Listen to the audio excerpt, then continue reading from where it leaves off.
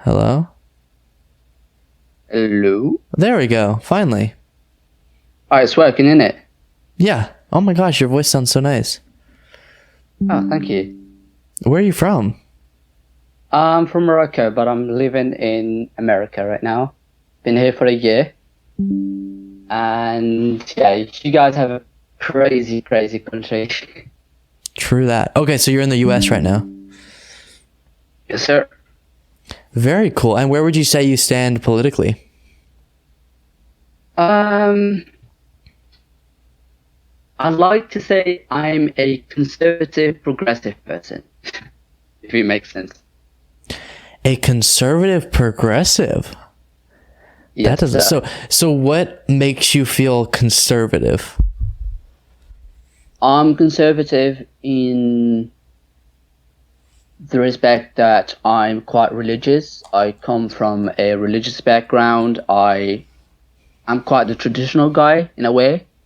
So that's the conservative part. But then I'm very like open-minded. I do not um agree with a lot of people on how they see things. For example, like homosexuality and other stuff. For example, like what's happening nowadays in the US with abortion, like banning abortion and all that stuff. Even though I'm personally against abortion, but not in the manic way that they're represented in the media. Are you against abortion as a federal policy, or are you against, like, I've heard some people say, I'm not, quote, for abortion in my personal life, so like they would never get one, or they would never encourage someone to get someone to get one, but not on a policy level? Or are you like against the government protecting people's ability to get an abortion at certain Now points? that is a tricky one because I don't know if you heard this term, but what works for a culture may not work for another. So, for example, for back home, I would be totally against abortion, apart from, of course, something like a case that threatens the mother or the child, or like rape or something like that. Something very extreme that calls for an abortion. But as I live in America, and I'm not American just yet, I do not think an abortion ban is right for the American people, especially that a lot of people um, find it to be a natural right of their own. So you can't just strip people out of that right just because you don't agree with it. Right. Okay. Yeah, I agree with that. And you think, what would be the ideal policy federally if, like, you were the king of America and you were setting what the parameters would be around abortion? Is it like, do you think of it in I would trimesters, or would you ban it, or what? I would hold a referendum for sure. Hmm. But at the same time, I feel like the states where there's a high no vote, for example, they don't want to ban abortion. They get to have some sort of I don't know, like some sort of power to legalize it to some extent. I don't know. Something like I can't really tell because it would be so arrogant of me to impose my culture and my belief over the American people and the American audience. They'd be like, of course, this person is not from here, so he doesn't exactly understand the characteristics and the cultural aspects of it. But if I were to be the president of America, for example, I would definitely tighten the grip in a way and maybe open like a debate, a national debate. I think that would be even better, to bring people closer. Yeah, the interesting thing is, abortion is a fascinating conversation because I think most people are in some state of confusion on it based on the conversations I've had with people, whereas a lot of issues, people know what they believe. With abortion, if I pose the pro-life argument or the pro-choice argument to them, it like can easily sway people, and they're like, yeah, well, and that's why there's a lot of like push and pull on this issue where it just doesn't seem to get settled. What's up? I'm definitely pro-life, like definitely. But see, yeah, the interesting thing is people who say that to me, a lot of times can get on board with the idea of like increasing access to Plan B and stuff, which if you believe, like, do you believe that life starts at conception? A form of life, yes, but not like life as we know it. In my belief, it starts whenever the fetus or the embryo is 40 days old within the womb.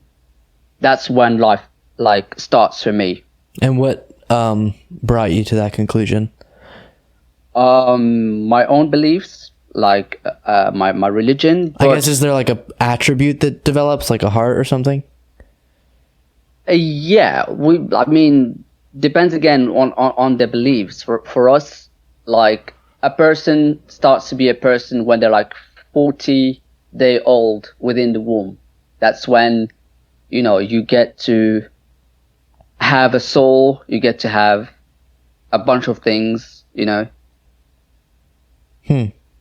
That doesn't make sense to me, the soul thing, but I would like to ask you a question though. Yeah, go for it. It has to do with abortion. So in my defense, to me, I would argue that if you know that you're not going to be able to support a child or care for a kid, then you would have to protect yourself against that in the first place. If you go carelessly and end up being pregnant, then it is your responsibility to like be held accountable for what you've done. You know what I mean? So this is why people bring up rape, for example, is to prove the point of like, number one, that's not all of the all abortions aren't because people were being irresponsible, but the other reason is it allows people to understand life within the context of kind of like a pregnancy, and most people can tap into their understanding that clearly we don't give that being in the mother's womb its own individual rights in certain instances. Therefore, if we want to have a universal practice, we can't make the decision up to the state like that early, because the example that people give is rape. So like we can, in a second, I'm not avoiding, I'm happy to talk about people who are like irresponsible with contraception and stuff. But first, is it your belief, like if someone does get raped, that they have to then use their biological being to like produce another being because someone else forced it upon them? No. If you get raped, or if there's a case of something that might endanger the kid or the mother, or maybe incest as well, that's when you get an abortion. Other than that, it's very, very restricted, because but then it's like what's the difference? There's no reason for it. What's the difference between the value of the life if it came from one situation or another? Like if you believe it's a life, what's the difference of how it got conceived? Because there's a lot to it than just the way it was conceived. There's, for example, like mainly I'm concerned with the physical challenges that come with that pregnancy. You know?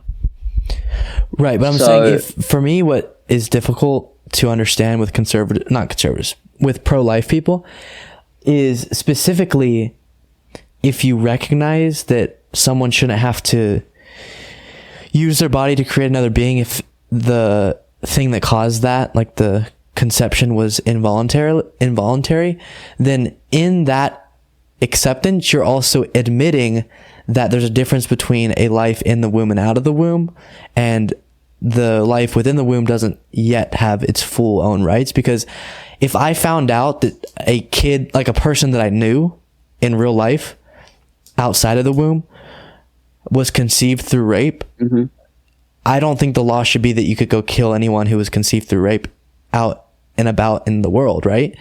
And so Right. it's not directly applicable, but conservatives like to pretend that an unborn child is the same in its like life value as a born child. But the rape example shows you that most people don't actually believe that.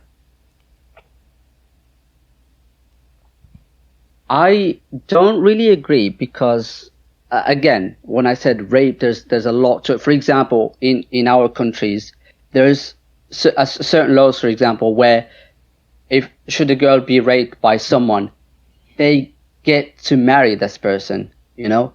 So maybe my understanding and my take on things also have to do with my own culture, like I said. I wouldn't want someone who has been raped by someone else to be forced to get married to them. Maybe Agreed. having a kid with like coming out of rape, for example, that would be damaging for the mother. Not only because when I say like physical, but I also mean emotional. No, I get that. Screws. I'm really trying to dig into like if you. Okay, so take someone who just like never has sex with condoms and doesn't use birth control and has a blast and is living life, and then they get pregnant. What people say is the reason why they don't have the power to decide in those earlier like phases of the pregnancy about if they want to continue to carry that being is because the being has its own rights and it's its own life. That's what like the argument is. So then how does that change for if it was through a rape? Do you know what I mean? Like if it's its own being with, if its own life with its own individual rights, then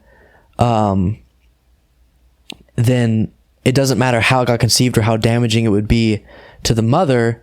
It's still its own thing that has to be protected, and thus the mother can't make the decision. But that's why obviously I'm pro-choice, because that doesn't make sense to me. No, but we already established what the loophole for abortion is. Like, you could have abortion if that endangers the mother or the kid in any shape or form. So if it endangers the mother in a way that it makes her vulnerable in an emotional state, for example, that would like cause a lot of damage in the sense of she's not going to be able to take care of the kid because she's going to be so messed up. She's not going to be able to provide the kid with like what she needs, what she or he needs, like But on an emotional level. That's the reason that most women cite for getting abortions, even if it wasn't through rape, is usually because they're not prepared to carry it for 9 months and then birth it and then take care of the child. That's the thing. Why put yourself in that position in the first place? You can't just be like, okay, I want to do whatever I want, but then when it comes to the consequences that you're not facing. So you're just saying that it's a life worthy of its own protection if we can prove that it was conceived through irresponsible means. But if it was conceived through not responsible, but if it was conceived in a way that is not a way that can be blamed on the mother, then it's no longer a life with its own rights. Like, how does that have to do with the life piece of it? That just has to do with if you think it's more justified or not if it's a life with individual rights. I think I'm missing your point. So let's say this is not as black and white as it is, but let's say for the sake of understanding that I say life starts, like you said, 40 days. Ready? Boom. That's the dot. Right. Okay. If someone gets raped and then gets an abortion after 40 days, you're saying that's justified because of all the reasons you gave. But if someone is pregnant for some other reason that's not gonna damage, in your mind, the mother, then it would be not justified after 40 days. That has to do with like your personal feelings about the justification, but that has nothing to do with where that line is. So you still believe in both cases that a life is being killed, like murdered. Yes. So we're just saying sometimes we can murder, as the pro-lifers would say, babies, but sometimes we shouldn't murder babies. It depends on the outcome, really, because I think you're using big words like they are. It's not, like you said, it's not that much of a black and white situation, you know? So then I'll ask, who decides if it's justified or not? Do we need like a board in every town that gets to hear out the case of a woman about if she gets to have an abortion or not? Like, tell us how traumatic this all was for you, and tell us how much damage is going to be done if you have to carry this to term. I think it needs, like I said in the beginning, it needs some sort of open discussion. You would have the parents on board. You would have, like you said, some sort of committee on board that is specializing in that kind of stuff. You would have like school to like teach kids how to actually be responsible on that. It's not as easy as, okay, get a bunch of specialists or get a bunch of people that get to decide what's good and what's not for a woman's yeah. So quickly, let me intervene to say thank you so much to Cliffhangers for the thing. He said it's all about bodily autonomy, Luke. Thank you. And then Larry said it's all about whether or not they're babies at that stage. So I guess to sum up my point that I was making earlier, if you weren't, not you, if the audience wasn't exactly following the analogy, which it looks like they are, but just to really make a concise statement on this, your ability to understand that life is not valuable enough to be carried to term if it was in the case of rape reveals to me that you don't actually believe at the point that you would lay out on other cases that is an actual life worthy of individual rights. That's what that reveals to me. It's like, but it sounds like, based on what you've said, there is some confusion there on like exactly what you feel, because you feel like the community should be involved in people's opinions. But to me, on a philosophical level, I don't care about like what the community or the country believes. I care about what is like not inherently, but like actually truthful and correct. And so, do I genuinely believe societally the societal bodies, which is like a government, should have to prevent women anytime after conception from making that decision? I think that's wrong and impossible. And then to address what you're saying about like the making bad decisions thing,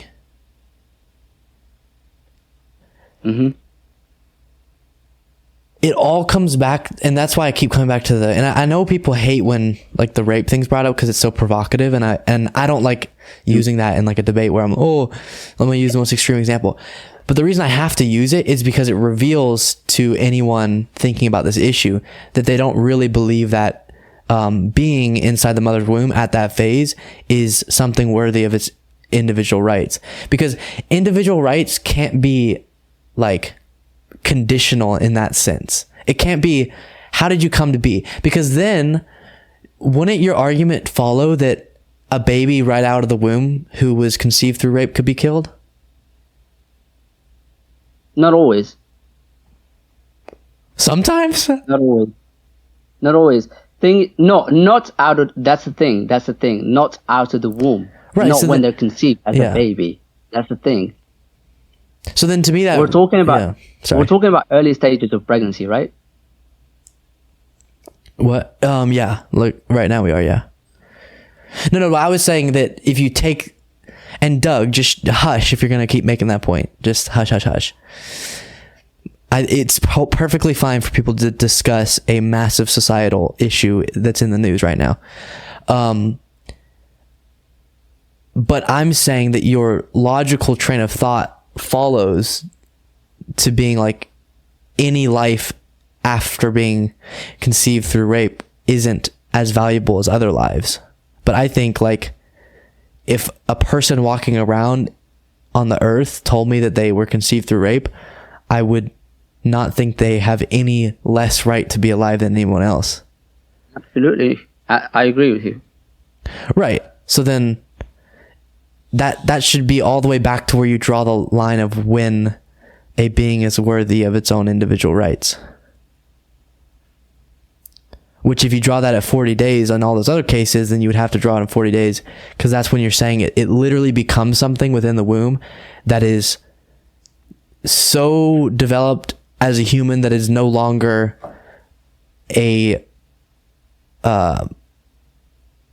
but here's being under the umbrella of the mother. But here's the thing that we did not quite discuss that leads me to believe what I believe. Like I said in the beginning, it has to do with culture and faith. So you're talking out of your belief as a person who was born and raised in America, right? So it's completely different for a person that's been like born and raised elsewhere.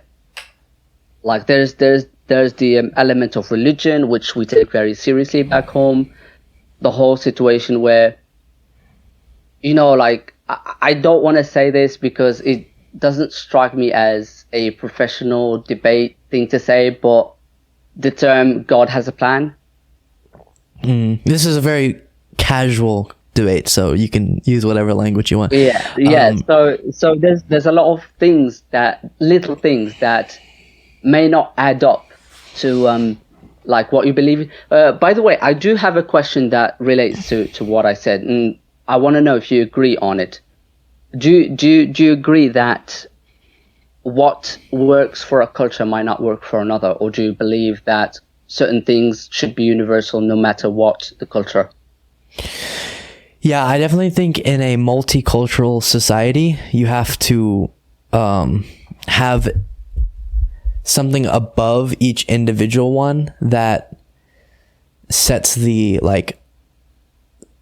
standards that everyone else has to live by. So like in even the best of societies, we don't have full freedom of religion, because what if your religion said that you wanted that like you had to kill everyone? Like, what if I created a religion that said it was to slap people in the face every day? Like, there has to be something above each individual group's own beliefs, and that's where every group gets to come together in a democratic society and set those standards based on their own beliefs, and then negotiating with other people's beliefs. So I agree with you. What's actually going to happen on this issue comes down to the public opinion on it and people's ability to translate public opinion into the using of political power. But on like a philosophical level, I'm always just fascinated when people have kind of, to me, inconsistent beliefs on abortion, where it's like, well, in some cases it's a life, some cases it's not. It's like, well,